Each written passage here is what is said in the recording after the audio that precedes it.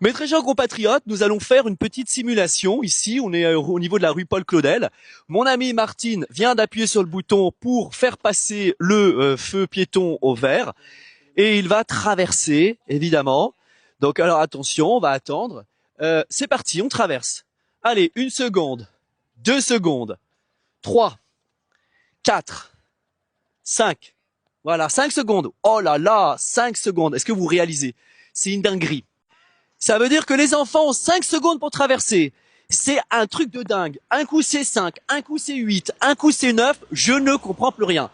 Non seulement il faut se dépêcher, mais en plus le passage piéton, le pire, c'est qu'il s'arrête sur un trottoir.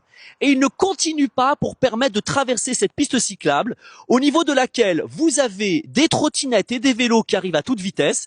Là, le monsieur, on peut dire qu'il est au moins à 15 km/h, minimum. Donc le gars, il arrive, il a des arbres et des feuilles, il n'a pas forcément une bonne visibilité sur les gens qui vont traverser.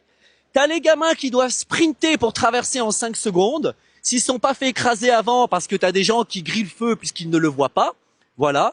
J'arrive ici, tu vois pas forcément le gamin qui est caché derrière l'arbre. Le gamin, il saute, il tombe et bam, tu le fracasses. Là, tu peux tuer un gamin. Alors, monsieur Éric Piolle, et puis tous les amis de la métro, qu'attendez-vous pour faire le nécessaire afin de sécuriser ces enfants? Qu'attendez-vous? Vous parlez de la sécurité des enfants, mais finalement, dans les faits, eh bien, il n'y en a pas. Vous avez des centaines d'enfants qui passent ici tous les jours. C'est incroyable et les parents ont fait remonter cette information, rien n'a été fait. Donc je vous facilite le travail.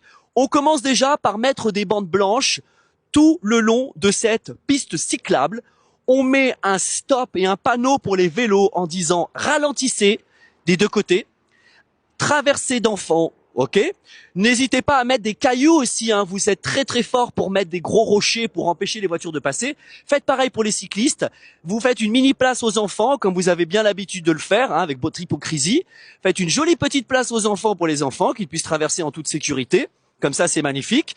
Ici, cet arbre, vous avez la spécialité d'élaguer de couper des arbres. Les 12 magnifiques peupliers centenaires de notre cher cimetière Saint-Roch. Vous les avez coupés parce que soi-disant ça dérangeait. Il y a des petites branches qui tombaient sur les enfants.